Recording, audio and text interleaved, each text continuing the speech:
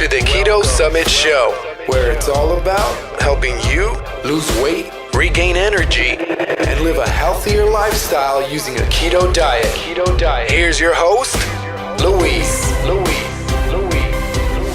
Today, I am here with one of my best friends and a woman that I'm so proud of. So Kate and I are going to discuss the keto mindset. Actually, it's going to be mostly Kate telling you about it and me asking her questions. But if you don't know Kate yet, she is certified in pretty much everything from the Institute of Nutritional Leadership to Beachbody Live to P90X. And now I believe she's certified in mindset too. So we'll chat about that in a sec. After training and coaching clients for nearly a decade, Kate has discovered that her clients get the most amazing results when they're able to focus on the big picture of wellness, not just diet or exercise, but also mindset, stress, community, and a lot more. That's when Kate set out to revolutionize how people approach weight loss and fitness. She's now changing thousands of lives while also raising her 3 amazing daughters in Southern Florida. Kate's experience, training, and passion are all about getting results for busy women, not just in terms of fat loss, but also improving their overall quality of life. So I am super excited to have you on here, Kate, today. Yay! I'm so excited to be here. I love you. It's so good to be here with you. So why don't we get started and you can tell us how you got into health and fitness, because you've been around in the space for a long time and you've done a lot of courses and you've coached a lot of people. Yeah, well, so I started when I was 10, because obviously I'm only 20 now. Actually, I was not into working out. I was definitely not an athletic person growing up. Kind of blessed though with good genetics to not be like grossly overweight based on like a poor diet. But when I was like 25 years old, I was working for the Chamber of Commerce in Philadelphia, and we happened to have an agreement with the best gym in the city. So I joined the gym and I totally got hooked because of taking spin classes. Like dark room on a bike with loud EDM music was like dream come true. I felt like I was in a club.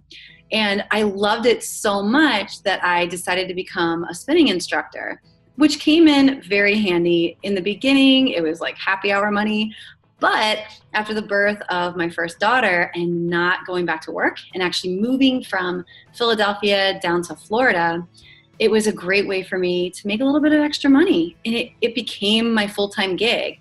So after spin, I did personal training. I did certified group fitness instructor. I got certified in all of the Beachbody Live formats. So PiYo and Turbo Kick. I was a master trainer for Insanity and P90X. And I just really, really loved all things that were health and fitness related. I really loved being active. I loved what it was doing for my body. And I loved that it was something that was just mine. It was being able to like go out, still be with a group of people. And, my life at this point is run by 3 small little girls who get to boss me around. So it was nice to like go into a gym setting and be like, squat lower, lift more, pedal faster, and be in charge for a little bit. And then you also got into keto as well. So how did that happen?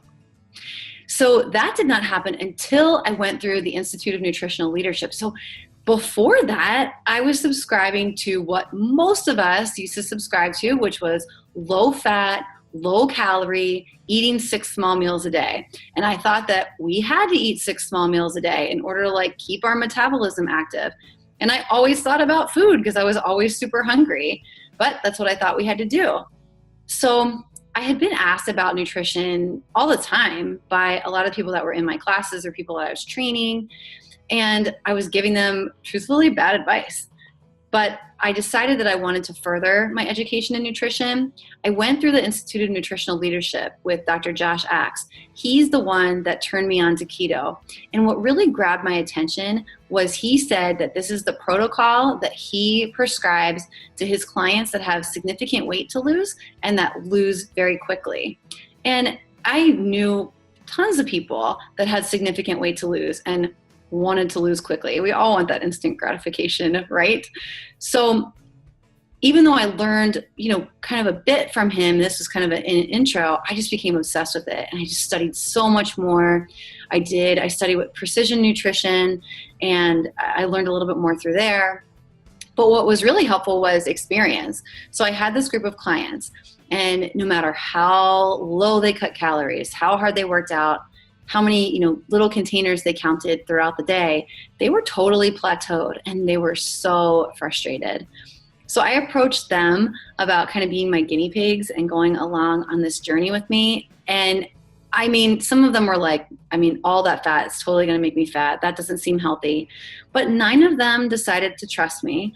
So for 8 weeks, we lived a ketogenic lifestyle. We really focused on, at this point, keeping the carb count really low. I didn't look so much at the other things, but we were really focused on carbs and making sure that we were eating a lot of healthy fats, like natural healthy fats.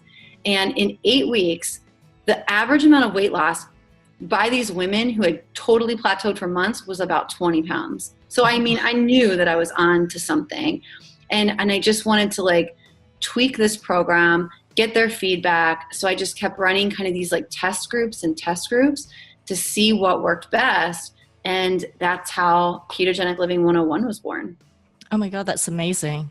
And how do you find your clients deal with kind of plateauing or falling off the bandwagon even while they're on keto then? Because that does sometimes happen. Oh yeah. And it mostly happens because they're not prepared. They'll go to a barbecue at a friend's house or a birthday party or something like that. And they're hungry. Maybe they haven't eaten before they've gone. They go there and it's there's no vegetables. There's nothing else for them really to eat. And they're just starving. And that's kind of when they might fall off.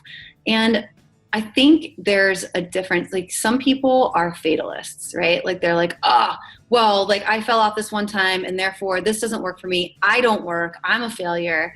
And that's kind of it for them. And they're ready to throw in the towel. Or others are all right, this happened. And these are my favorite clients because they're coachable, and they'll reach out to me and be like, hey, this happened yesterday. What do I do? I'm like, forgive, move on. Let's see, if you can hold it fast for a little bit longer today and drink a bunch of water. Let's get you right back into eating your normal ketogenic macros. It was, that happened yesterday and today's a new day.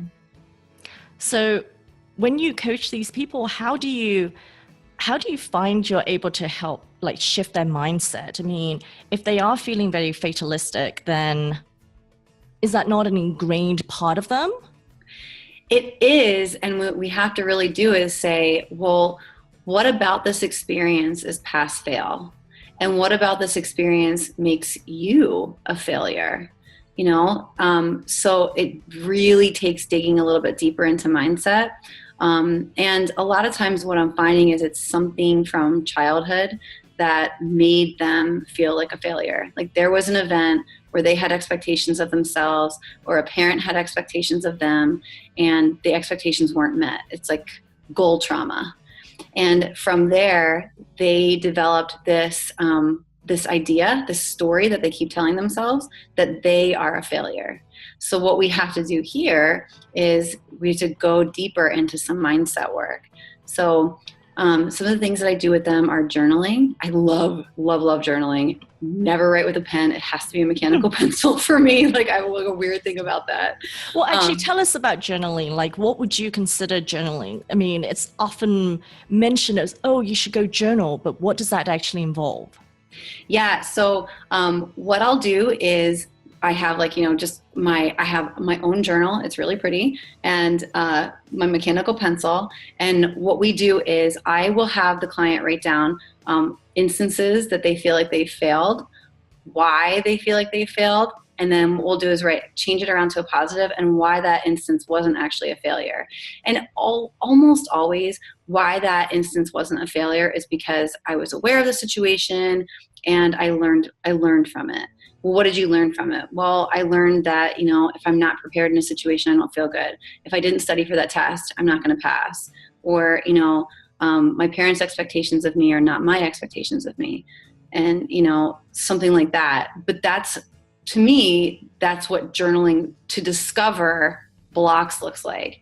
And then once those are written out, what I usually do with them is a series of tapping, emotional freedom technique, EFT. So I do not tap through all of the points and say different things like this happened and then I deeply and truly accept myself. What I do is I make it much more conversational. So I'll have the client close their eyes, think about one of the things that they wrote down that they've, failed at. Feel where they feel that in their body. Almost always, for me, it's like right around my heart or like right around my forehead, like right around the third eye. And I have them take their index finger and their middle finger and just lightly but consistently tap on that point and just talk about the experience. Just talk about their memory. Because when we're tapping there, it's bringing a lot of other things up. And sometimes that memory is, well, my parents see me as a failure. Do they really see you as a failure? Or were they disappointed in that moment? But it's just allowing them to revisit what they felt like in that moment so that they understand that that was a moment and it's not today's reality. So that is a really big thing that we can do to unlock and unblock where someone's at so that we can look at, because a lot of times the fatalists are looking at things as a pass-fail experience. So when we can bring that up and, well, was it a failure or was it just something that didn't go the way that you wanted it to? Mm. Yeah. So are there some other mindset blocks that you find are common for people wanting to lose weight or who have trouble losing weight? For example, this failure concept, but are there other ones? Failure is probably the biggest one. Forgiveness is like right up there too. So they feel guilty or? Oh yeah, like guilty and shameful around food for whatever relationship that they've had with it. I think that most of us, myself included, have some sort of disordered eating patterns like that we've dealt with at one point, and it could have been, again, because of what we expect to look like or how we expect to feel or what visual experience we are expected to give others so that we feel that we should give others about ourselves. And so that leads to, okay, well, I've done like all these really dumb things. Like I said, I was blessed with pretty good genetics and never being overweight. However, I can remember always being on a diet too. Like always buying like the microwave Weight Watchers meals, or one time I went like on like an all cheese diet. Like, I mean, like no, like grounds for any of this, but just to see, I guess, like how thin I could get, or not even that, but prevent myself from gaining weight, Yeah. So I was obsessed with counting calories during college. Oh yeah. I got really good at reading labels. I went through a period where I was like, okay, well, if I'm going to drink tonight, I'm not going to eat because I'm just gonna I'm gonna waste calories on drinking, so I'm not gonna waste calories on eating. Like, so healthy, right? But so forgiveness is a really big one. Like forgiveness of ourselves for like these failures. Another one, and this is pretty dark and sad, but it's come up with several women in my practice. It is they deal with the sexual trauma. So sometimes their blocks around weight loss, they are worthiness, forgiveness, but also unwanted male attention. So they choose, they're afraid of who they're going to become after the weight loss. They're afraid of getting more male attention and what that could mean for their safety. Which is scary. Really yeah. It's really sad that's actually a pattern that comes up. Mm-hmm. Yeah. And then, so you mentioned two techniques, journaling and EFT tapping, to help kind of unblock or kind of make you realize what these blocks are. Are there any other techniques for kind of discovering the blocks? So I think that those are journaling, and journaling is probably one of the best things for discovering the blocks, and really maybe even just sitting and being still and really thinking about the situation and writing it down. Those are good ways to discover the blocks about the situation. EFT is a good way to release them, and it takes you a little bit deeper down the rabbit hole to go like, all right, like maybe this was a surface block, there's something else going on. But then to like really release them, I think EFT is good for that, but I really personally value meditation. There are so many good ones out there. There's like this Insight Timer app, free. You know about it. It's free. Yes, it's you told me about it. My gosh, it's like my favorite. We use it every single day in my house. There's like one. It's a releasing meditation, or a meditation for releasing anxiety and stress. I sit in a warm Epsom salt bath. I turn that on, and it's like it takes you on this visual journey of like putting your worry on like a little piece of leaf that floats away from you on a stream. I'm like, bye, worry. So that's a really good one. There is a releasing meditation by Gabby Bernstein that's also really, really good, because sometimes when we have those blocks, even though we're doing a lot to get them out, they still feel heavy. I find that after going to sleep, I do my tapping in the evening because it makes me tired. Mm-hmm. I go to sleep and I do wake up feeling rejuvenated. I feel better. I think that sleep is just so essential for repair. And I think that it's allowing, during that time, it's allowing us to release those blocks. But I really do like those meditations too for releasing. Yeah, I agree. I mean, I think we talked about how important stress and sleep and these other factors are to your weight loss and to your general health. And often, we focus on the diet, or exactly what exercise should I be doing? What food should I be eating? And, what supplements to take, rather than the very general concepts, because none of us really want to be, told, oh, you just need to sleep more and de-stress, because they're very difficult concepts to know what to do about. It's like, you should be doing these things, but how? Right. Exactly. And we don't want to slow down either. Yes. Right? We want to live our modern lifestyle. Yeah. And we're afraid of like missed opportunities and things like that, like FOMO, right? Like we've all got that. But yeah, I mean, it is truly, I feel like, in stillness where we can like release and then we can receive. Yeah. So in terms of using some of these techniques to uncover your blocks, do you recommend working with someone? Because a lot of people have, they might realize they have some blocks, or they might even think they don't have any.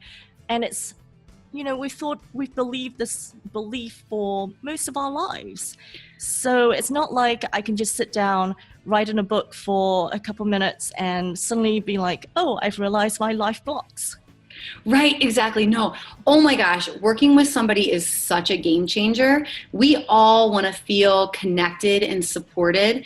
And sometimes it's easier to talk to someone that you don't know as well than like a childhood best friend, or even your spouse, or somebody who has been the closest person to you. I think, when you're going through your everyday things, it's great to like, talk to your friends, and it's always good to have like those communities and laugh and things like that, and share personal touch. That's a great way for reducing cortisol and releasing endorphins, hugging people.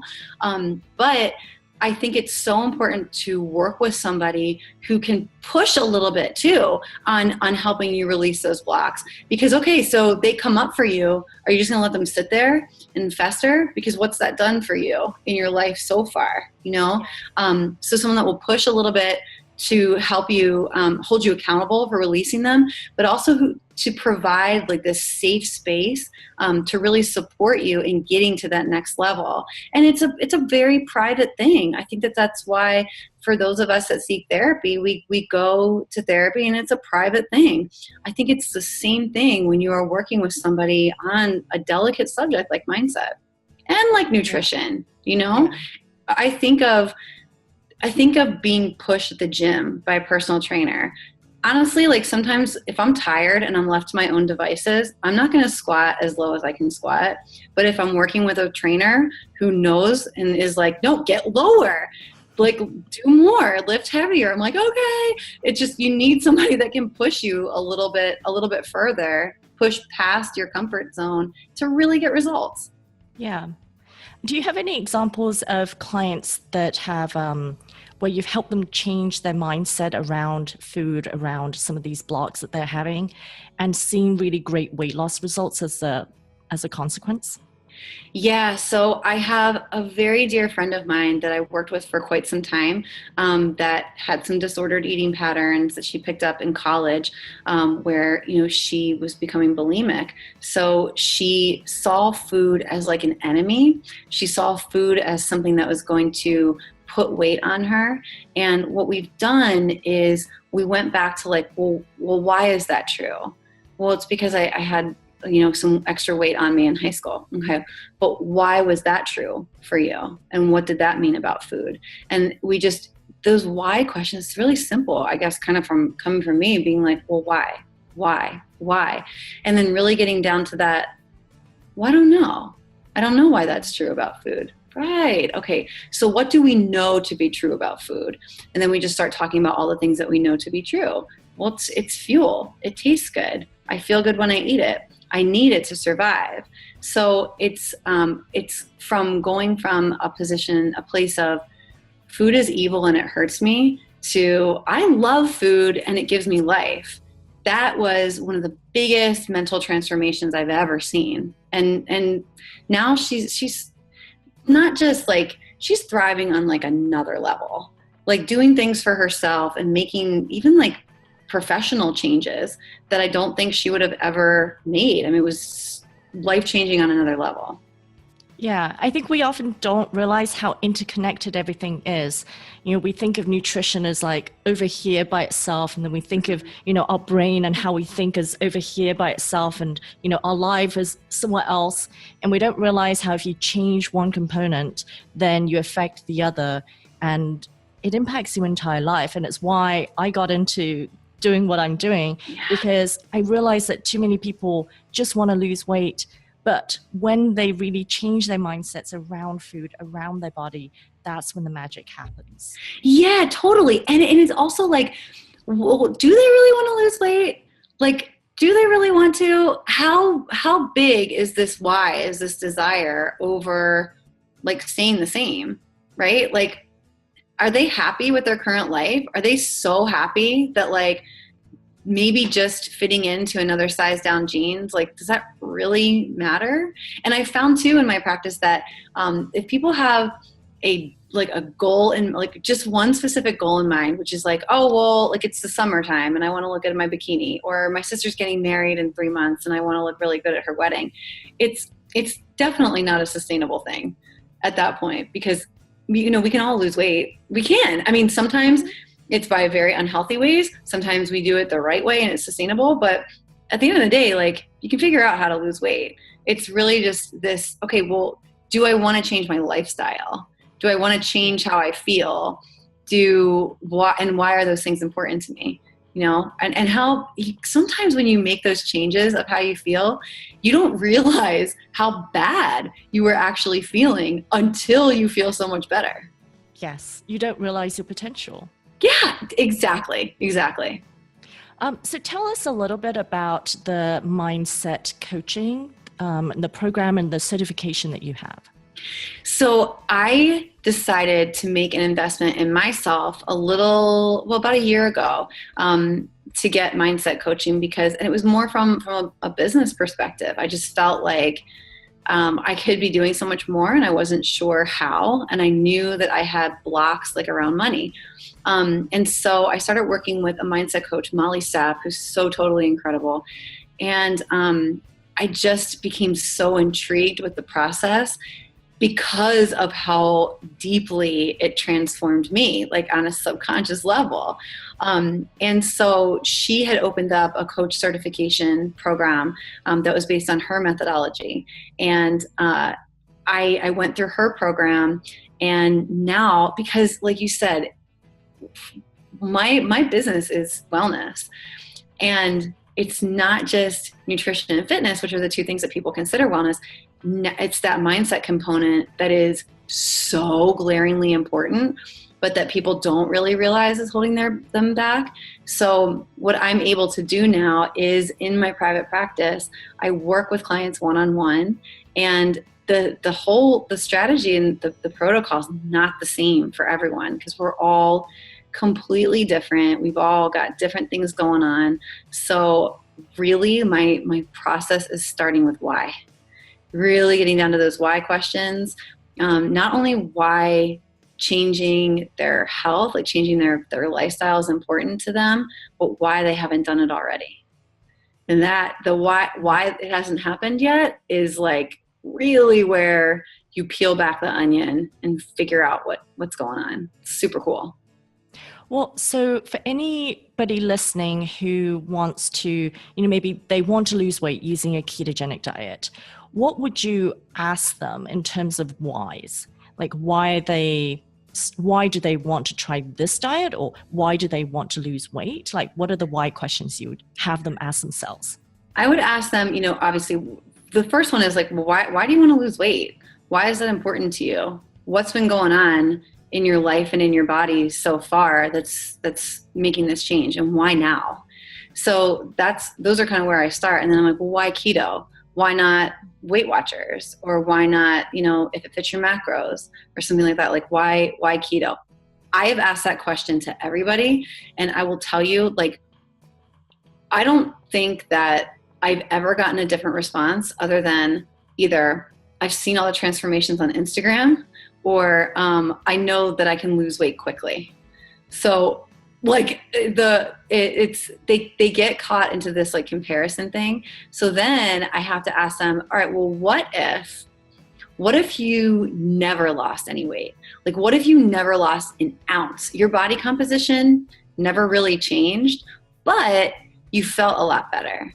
But, like you had that mental clarity, you had that sustained energy, you were a happier human being, you knew that you were healing your body from the inside out. Would it be worth it to you at that point? And then why or why not?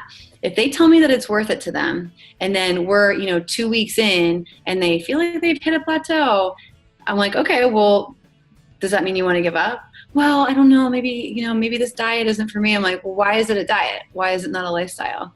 And you said, like, you're feeling better, right? Oh yeah, I feel great. I feel so much mental energy and clarity. All right, well, you told me that if you felt that way, that it would all be worth it to you. Why is that not true? And they're like, oh. Yeah. It's such a kind of very small, subtle shift, Mm-hmm. but it's so powerful. Yeah, exactly. Seeing it from the other side. Yeah. And it takes an outsider to ask those probing questions, because you get uncomfortable, and people don't really want to be uncomfortable, right? Like, I don't want to make myself uncomfortable. That's why I hire people to make me uncomfortable. Exactly. Well, tell us, where can people find you if they would want to chat with you further about your coaching? The best place to find me is through my website. It's ketogenicliving101.com. And I will tell you, the best thing to do is like schedule a call with me. Just get on your calendar, so that, you have to be comfortable with me making you a little uncomfortable. But it's totally with massive amounts of love. It's coming from a place of complete support on your journey, wherever it takes you. But it will definitely be one of wellness. Just, sometimes we have to start with a different component. Yeah. I think that's great, because then it's also, you need to be prepared that you are going to have to make some changes in your life, and that it's not always the 2-minute weight loss kind of magic pill. Right. Exactly. I mean, how many of us did the cabbage soup diet? I totally did. The banana day was like bad for my body. Like, but